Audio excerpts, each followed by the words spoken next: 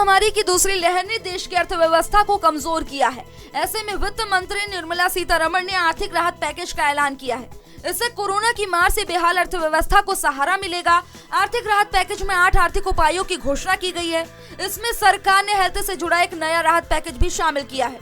वित्त मंत्री का कहना है कि कोरोना की महामारी से कमजोर हुई अर्थव्यवस्था में नई जान फूंकने के लिए कुल 8 उपायों का ऐलान किया जा रहा है, जिसके तहत क्रेडिट गारंटी स्कीम का ऐलान किया गया है।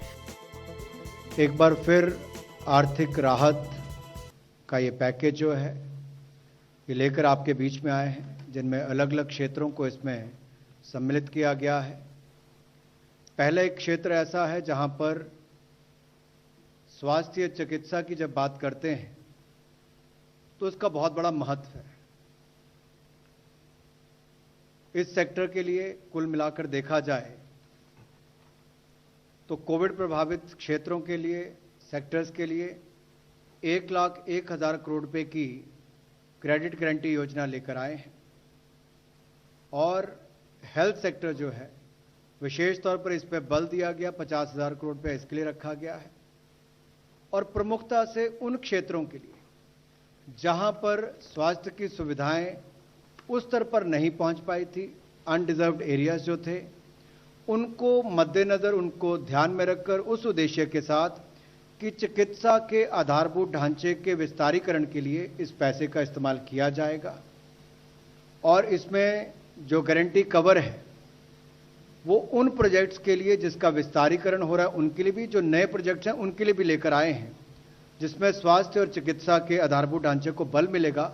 लेकिन ये 8 महानगरों के अलावा जितने क्षेत्र हैं उसके लिए दिया जाएगा। इसमें गारंटी की कवरेज जो है वो 50% विस्तार वाले प्रोजेक्ट्स के लिए होगी और 75% नए प्रोजेक्ट्स के लिए होगी।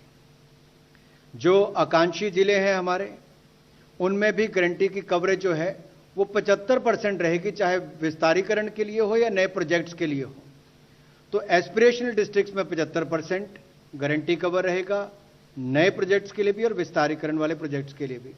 जबकि 8 महानगर के अलावा जो बाकी रह गए हैं उनमें विस्तार के लिए 50% और नए प्रोजेक्ट्स के लिए 75% गारंटी कवर रहेगा। मैक्सिमम ऋण इसमें 100 करोड़ तक का मिल पाएगा और गारंटी की अवधि 3 वर्ष तक की रहेगी। इंटरेस्ट रेट जो है इसको सीमा इसकी लगाई गई है 7.95%, जो मार्केट से बहुत कम भी है। और इसके अलावा इसकी गारंटी जो है वो national credit guarantee trust company देगी। जो बाकी के सेक्टर्स हैं हेल्थ सेक्टर के अलावा, उनके लिए 60,000 करोड़ रुपए का इसमें प्रावधान किया गया है और उसमें इंटरेस्ट कैप जो है वो 8.25% सालाना रहेगी। इसकी जो डिटेल्स हैं आपको बाद में बता दी जाएंगी।